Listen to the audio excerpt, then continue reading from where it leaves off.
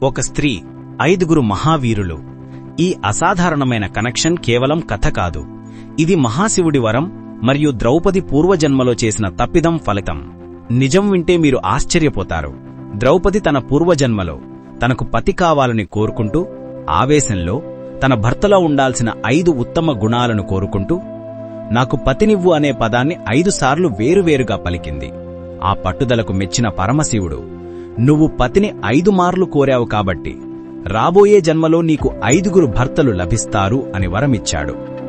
ద్రౌపది అప్పుడు వేదన చెందగా, 5 పతులున్నా అది ధర్మవిరుద్ధం కాకుండా ఆమెకు ప్రతి సంవత్సరం కన్యాత్వం అనుగ్రహించాడు. ఈ శివుడి వరమే పంచపాండవుల రూపంలో ద్రౌపదిని చేర్చింది. ఒక చిన్న కోరిక 5 మహారథులుగా మారడం. దీని వెనుక ఉన్న చారిత్రక సత్యం ఇది.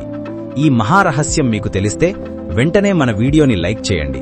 ఇలాంటి పవర్ఫుల్ పురాణ రహస్యాల కోసం ఇప్పుడే మన ఛానల్ను సబ్స్క్రైబ్ చేసుకోండి.